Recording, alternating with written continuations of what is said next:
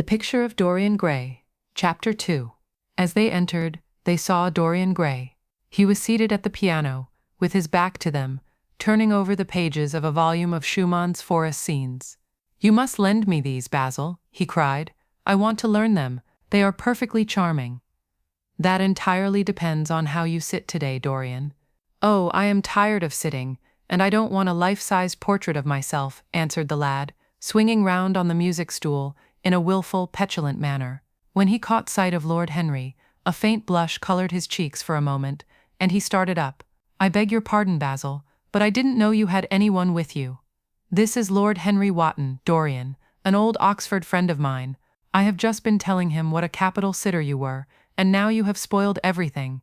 "You have not spoiled my pleasure in meeting you, Mr. Gray," said Lord Henry, stepping forward and extending his hand. "My aunt has often spoken to me about you. You are one of her favorites, and I am afraid one of her victims also." "I am in Lady Agatha's black books at present," answered Dorian with a funny look of penitence. "I promised to go to a club in Whitechapel with her last Tuesday, and I really forgot all about it. We were to have played a duet together. 3 duets, I believe. I don't know what she will say to me. I am far too frightened to call. Oh, I will make your peace with my aunt. She is quite devoted to you, and I don't think it really matters about your not being there." The audience probably thought it was a duet. When Aunt Agatha sits down to the piano, she makes quite enough noise for 2 people. "That is very horrid to her, and not very nice to me," answered Dorian, laughing. Lord Henry looked at him. Yes, he was certainly wonderfully handsome, with his finely curved scarlet lips, his frank blue eyes, his crisp gold hair. There was something in his face that made one trust him at once. All the candor of youth was there, as well as all youth's passionate purity. One felt that he had kept himself unspotted from the world. No wonder Basil Hallward worshipped him. "You are too charming to go in for philanthropy, Mr. Gray. Far too charming." And Lord Henry flung himself down on the divan and opened his cigarette case. The painter had been busy mixing his colors and getting his brushes ready. He was looking worried, and when he heard Lord Henry's last remark he glanced at him, hesitated for a moment, and then said, "Harry, I want to finish this picture today. Would you think it awfully rude of me if I asked you to go away?" Lord Henry smiled and looked at Dorian Gray. "Am I to go, Mr. Gray?" he asked. "Oh, please don't, Lord Henry. I see that Basil is in one of his sulky moods and I can't bear him when he sulks. Besides, I want you to tell me why I should not go in for philanthropy." "I don't know that I shall tell you that, Mr. Gray. It is so tedious a subject that one would have to talk seriously about it, but I certainly shall not run away, now that you have asked me to stop. You don't really mind, Basil, do you? You have often told me that you liked your sitters to have someone to chat to." Hallward bit his lip. "If Dorian wishes it, of course you must stay. Dorian's whims are laws to everybody, except himself." Lord Henry took up his hat and gloves. "You are very pressing, Basil, but I am afraid I must go. I have promised to meet a man at the Orleans. Goodbye, Mr. Gray. Come and see me some afternoon in Curzon Street. I am nearly always at home at 5 o'clock. Write to me when you are coming. I should be sorry to miss you." "Basil," cried Dorian Gray, "if Lord Henry Wotton goes, I shall go too. You never open your lips while you are painting, and it is horribly dull standing on a platform and trying to look pleasant. Ask him to stay. I insist upon it." "Stay, Harry, to oblige Dorian, and to oblige me," said Hallward, gazing intently at his picture. "It is quite true. I never talk when I am working, and never listen either, and it must be dreadfully tedious for my unfortunate sitters. I beg you to stay. But what about my man at the Orleans?" The painter laughed. "I don't think there will be any difficulty about that. Sit down again, Harry. And now, Dorian, get up on the platform, and don't move about too much, or pay any attention to what Lord Henry says. He has a very bad influence over all his friends, with the single exception of myself."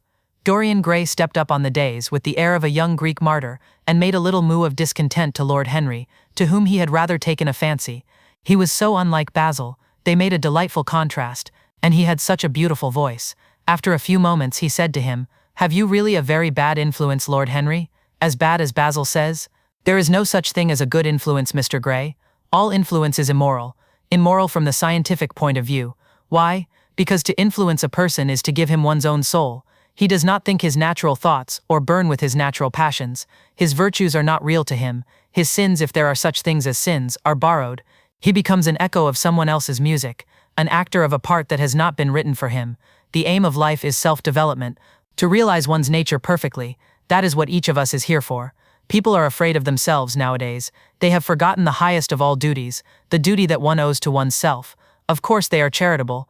They feed the hungry and clothe the beggar. But their own souls starve, and are naked. Courage has gone out of our race. Perhaps we never really had it. The terror of society, which is the basis of morals. The terror of God, which is the secret of religion. These are the two things that govern us. And yet, just turn your head a little more to the right, Dorian. Like a good boy, said the painter, deep in his work and conscious only that a look had come into the lad's face that he had never seen there before. And yet, continued Lord Henry, in his low, musical voice, and with that graceful wave of the hand that was always so characteristic of him, and that he had even in his Ethan days, I believe that if one man were to live out his life fully and completely, were to give form to every feeling, expression to every thought, reality to every dream, I believe that the world would gain such a fresh impulse of joy that we would forget all the maladies of medievalism and return to the Hellenic ideal, to something finer, richer than the Hellenic ideal.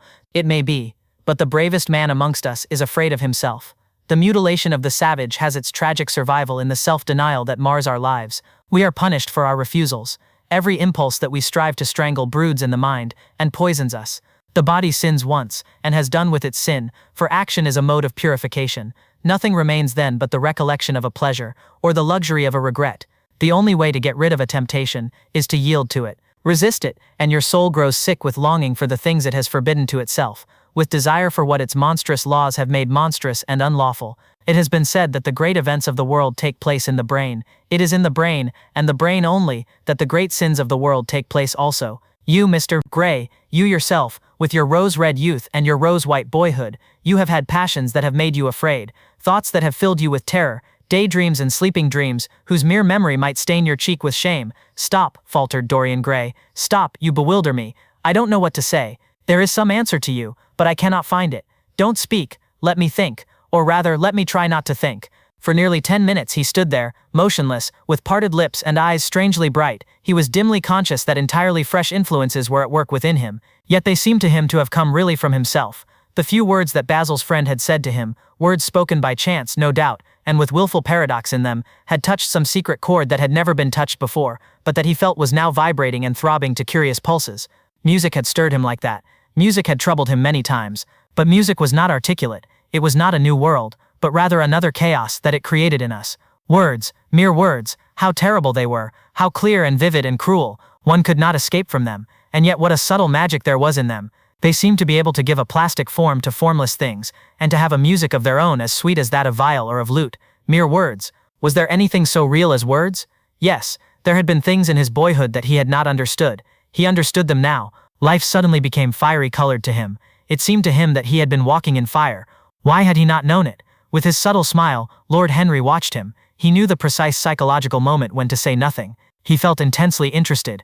He was amazed at the sudden impression that his words had produced, and remembering a book that he had read when he was 16, a book which had revealed to him much that he had not known before, he wondered whether Dorian Gray was passing through a similar experience. He had merely shot an arrow into the air. Had it hit the mark? How fascinating the lad was. Hallward painted away with that marvelous bold touch of his, that had the true refinement and perfect delicacy that in art, at any rate, comes only from strength. He was unconscious of the silence. Basil, I am tired of standing, cried Dorian Gray suddenly. I must go out and sit in the garden. The air is stifling here. My dear fellow, I am so sorry. When I am painting, I can't think of anything else, but you never sat better. You were perfectly still, and I have caught the effect I wanted. The half-parted lips and the bright look in the eyes. I don't know what Harry has been saying to you, but he has certainly made you have the most wonderful expression. I suppose he has been paying you compliments. You mustn't believe a word that he says. He has certainly not been paying me compliments. Perhaps that is the reason that I don't believe anything he has told me. You know you believe it all, said Lord Henry, looking at him with his dreamy, languorous eyes. I will go out to the garden with you. It is horribly hot in the studio. Basil, let us have something iced to drink, something with strawberries in it. Certainly, Harry. Just touch the bell, and when Parker comes I will tell him what you want. I have got to work up this background, so I will join you later on. Don't keep Dorian too long. I have never been in better form for painting than I am today. This is going to be my masterpiece. It is my masterpiece as it stands. Lord Henry went out to the garden and found Dorian Gray burying his face in the great cool lilac blossoms, feverishly drinking in their perfume as if it had been wine. He came close to him and put his hand upon his shoulder. You are quite right to do that, he murmured. Nothing can cure the soul but the senses, just as nothing can cure the senses but the soul. The lad started and drew back. He was bareheaded, and the leaves had tossed his rebellious curls and tangled all their gilded threads. There was a look of fear in his eyes, such as people have when they are suddenly awakened. His finely chiseled nostrils quivered, and some hidden nerve shook the scarlet of his lips and left them trembling. "Yes," continued Lord Henry, "that is one of the great secrets of life, to cure the soul by means of the senses, and the senses by means of the soul. You are a wonderful creation. You know more than you think you know, just as you know less than you want to know." Dorian Gray frowned and turned his head away. He could not help liking the tall, graceful young man who was standing by him. His romantic olive-colored face and worn expression interested him. There was something in his low, languid voice that was absolutely fascinating. His cool, white flower-like hands even had a curious charm. They moved as he spoke like music and seemed to have a language of their own. But he felt afraid of him, and ashamed of being afraid. Why had it been left for a stranger to reveal him to himself? He had known Basil Hallward for months, but the friendship between them had never altered him. Suddenly there had come someone across his life who seemed to have disclosed to him life's mystery. And yet, what was there to be afraid of? He was not a schoolboy or a girl. It was absurd to be frightened. "Let us go and sit in the shade," said Lord Henry. "Parker has brought out the drinks, and if you stay any longer in this glare, you will be quite spoiled, and Basil will never paint you again. You really must not allow yourself to become sunburnt. It would be unbecoming." "What can it matter?" cried Dorian Gray, laughing, as he sat down on the seat at the end of the garden. "It should matter everything to you, Mr. Gray. Why? Because you have the most marvelous youth, and youth is the one thing worth having." "I don't feel that, Lord Henry." "No, you don't feel it now. Some day, when you are old and wrinkled and ugly, when thought has seared your forehead with its lines, and passion branded your lips with its hideous fires, you will feel it. You will feel it terribly. Now, wherever you go, you charm the world. Will it always be so? You have a wonderfully beautiful face, Mr. Gray. Don't frown. You have. And beauty is a form of genius, is higher indeed than genius, as it needs no explanation. It is of the great facts of the world, like sunlight, or springtime, or the reflection in dark waters of that silver shell we call the moon. It cannot be questioned. It has its divine right of sovereignty. It makes princes of those who have it. You smile. Ah, when you have lost it, you won't smile. People say sometimes that beauty is only superficial. That may be so, but at least it is not so superficial as thought is. To me, beauty is the wonder of wonders. It is only shallow people who do not judge by appearances. The true mystery of the world is the visible, not the invisible. Yes, Mr. Gray, the gods have been good to you, but what the gods give they quickly take away. You have only a few years in which to live really, perfectly, and fully. When your youth goes, your beauty will go with it, and then you will suddenly discover that there are no triumphs left for you, or have to content yourself with those mean triumphs that the memory of your past will make more bitter than defeats. Every month as it wanes, brings you nearer to something dreadful. Time is jealous of you, and wars against your lilies and your roses. You will become sallow, and hollow-cheeked, and dull-eyed. You will suffer horribly. Ah, realize your youth while you have it. Don't squander the gold of your days, listening to the tedious, trying to improve the hopeless failure, or giving away your life to the ignorant, the common, and the vulgar. These are the sickly aims, the false ideals of our age. Live the wonderful life that is in you. Let nothing be lost upon you. Be always searching for new sensations. Be afraid of nothing, a new hedonism. That is what our century wants. You might be its visible symbol. With your personality there is nothing you could not do. The world belongs to you for a season. The moment I met you I saw that you were quite unconscious of what you really are, of what you really might be. There was so much in you that charmed me, that I felt I must tell you something about yourself. I thought how tragic it would be if you were wasted. For there is such a little time that your youth will last, such a little time. The common hill flowers wither, but they blossom again. The laburnum will be as yellow next June as it is now. In a month there will be purple stars on the clematis, and year after year the green night of its leaves will hold its purple stars. But we never get back our youth. The pulse of joy that beats in us at 20 becomes sluggish. Our limbs fail, our senses rot. We degenerate into hideous puppets, haunted by the memory of the passions of which we were too much afraid, and the exquisite temptations that we had not the courage to yield to. Youth, youth, there is absolutely nothing in the world but youth. Dorian Gray listened, open-eyed and wondering. The spray of lilac fell from his hand upon the gravel. A furry bee came and buzzed round it for a moment. Then it began to scramble all over the oval stellated globe of the tiny blossoms. He watched it with that strange interest in trivial things that we try to develop when things of high import make us afraid, or when we are stirred by some new emotion for which we cannot find expression, or when some thought that terrifies us lays sudden siege to the brain and calls on us to yield.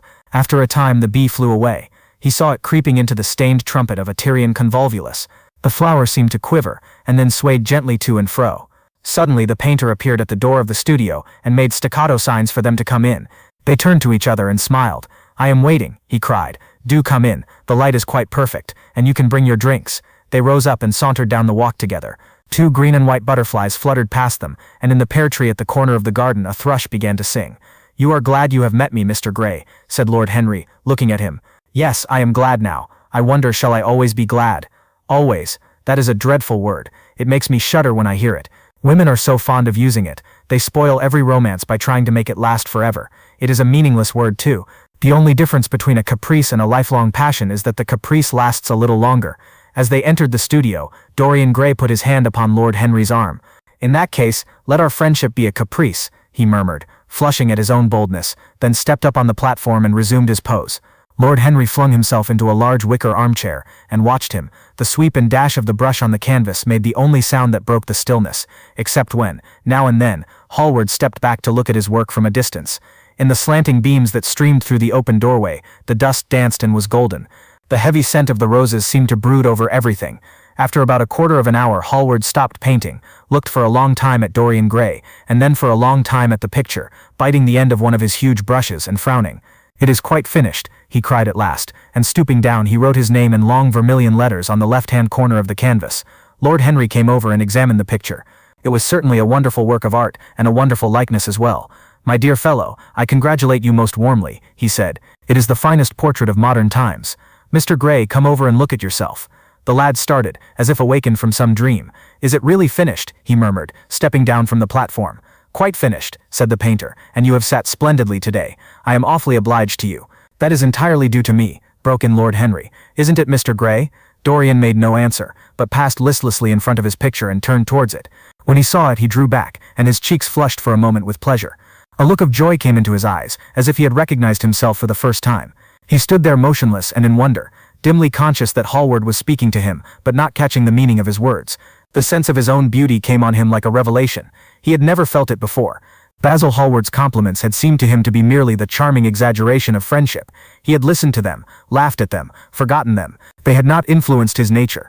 Then had come Lord Henry Wotton with his strange panegyric on youth, his terrible warning of its brevity. That had stirred him at the time, and now, as he stood gazing at the shadow of his own loveliness, the full reality of the description flashed across him. Yes, there would be a day when his face would be wrinkled and wizen, his eyes dim and colorless, the grace of his figure broken and deformed. The scarlet would pass away from his lips, and the gold steal from his hair. The life that was to make his soul would mar his body. He would become dreadful, hideous, and uncouth. As he thought of it, a sharp pang of pain struck through him like a knife, and made each delicate fiber of his nature quiver. His eyes deepened into amethyst, and across them came a mist of tears. He felt as if a hand of ice had been laid upon his heart. "Don't you like it?" cried Hallward at last, stung a little by the lad's silence, not understanding what it meant. "Of course he likes it," said Lord Henry. "Who wouldn't like it? It is one of the greatest things in modern art. I will give you anything you like to ask for it. I must have it. It is not my property, Harry." "Whose property is it?" "Dorian's, of course," answered the painter. "He is a very lucky fellow." "How sad it is," murmured Dorian Gray, with his eyes still fixed upon his own portrait. "How sad it is. I shall grow old, and horrible, and dreadful, but this picture will remain always young. It will never be older than this particular day of June. If it were only the other way. If it were I who was to be always young, and the picture that was to grow old. For that, I would give everything. Yes, there is nothing in the whole world I would not give. I would give my soul for that." "You would hardly care for such an arrangement, Basil," cried Lord Henry, laughing. "It would be rather hard lines on your work." "I should object very strongly, Harry," said Hallward. Dorian Gray turned and looked at him. "I believe you would, Basil. You like your art better than your friends. I am no more to you than a green bronze figure. Hardly as much, I dare say." The painter stared in amazement. It was so unlike Dorian to speak like that. What had happened? He seemed quite angry. His face was flushed, and his cheeks burning. "Yes," he continued, "I am less to you than your ivory Hermes, or your silver fawn. You will like them always. How long will you like me? Till I have my first wrinkle, I suppose. I know now that when one loses one's good looks, whatever they may be, one loses everything. Your picture has taught me that. Lord Henry Wotton is perfectly right. Youth is the only thing worth having. When I find that I am growing old, I shall kill myself." Hallward turned pale and caught his hand. Dorian, he cried, "don't talk like that. I have never had such a friend as you, and I shall never have such another. You are not jealous of material things, are you? You who are finer than any of them. I am jealous of everything whose beauty does not die. I am jealous of the portrait you have painted of me. Why should it keep what I must lose? Every moment that passes takes something from me, and gives something to it. Oh, if it were only the other way. If the picture could change and I could be always what I am now. Why did you paint it? It will mock me some day. Mock me horribly." The hot tears welled into his eyes. He tore his hand away, and flinging himself on the divan, he buried his face in the cushions, as though he was praying. "This is your doing, Harry," said the painter bitterly. Lord Henry shrugged his shoulders. It is the real Dorian Gray, that is all. It is not. If it is not, what have I to do with it? You should have gone away when I asked you, he muttered. I stayed when you asked me, was Lord Henry's answer. Harry, I can't quarrel with my two best friends at once, but between you both, you have made me hate the finest piece of work I have ever done, and I will destroy it. What is it but canvas and color? I will not let it come across our 3 lives, and mar them. Dorian Gray lifted his golden head from the pillow, and with pallid face and tear-stained eyes, looked at him as he walked over to the deal painting table that was set beneath the high curtained window. What was he doing there? His fingers were straying about among the litter of tin tubes and dry brushes, seeking for something. Yes, it was for the long palette knife, with its thin blade of lithe steel. He had found it at last. He was going to rip up the canvas. With a stifled sob, the lad leaped from the couch, and rushing over to Hallward, tore the knife out of his hand, and flung it to the end of the studio. Don't, Basil, don't, he cried. It would be murder. I am glad you appreciate my work at last, Dorian, said the painter coldly, when he had recovered from his surprise. I never thought you would. Appreciate it. I am in love with it, Basil. It is part of myself. I feel that. Well, as soon as you are dry, you shall be varnished and framed, and sent home. Then you can do what you like with yourself. And he walked across the room and rang the bell for tea. You will have tea, of course, Dorian, and so will you, Harry. Or do you object to such simple pleasures? I adore simple pleasures, said Lord Henry. They are the last refuge of the complex. But I don't like scenes, except on the stage. What absurd fellows you are, both of you. I wonder who it was defined man as a rational animal. It was the most premature definition ever given. Man is many things, but he is not rational. I am glad he is not, after all. Though I wish you chaps would not squabble over the picture. You had much better let me have it, Basil. This silly boy doesn't really want it, and I really do. If you let anyone have it but me, Basil, I shall never forgive you, cried Dorian Gray, and I don't allow people to call me a silly boy. You know the picture is yours, Dorian. I gave it to you before it existed, and you know you have been a little silly, Mr. Gray, and that you don't really object to being reminded that you are extremely young. I should have objected very strongly this morning, Lord Henry. Ah, this morning. You have lived since then.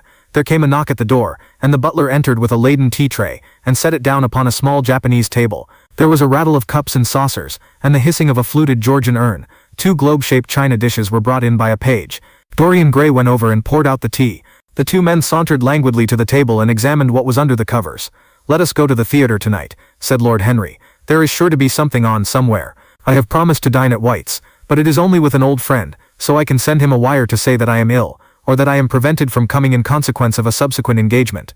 I think that would be a rather nice excuse. It would have all the surprise of candor. It is such a bore putting on one's dress clothes, muttered Hallward. And when one has them on, they are so horrid.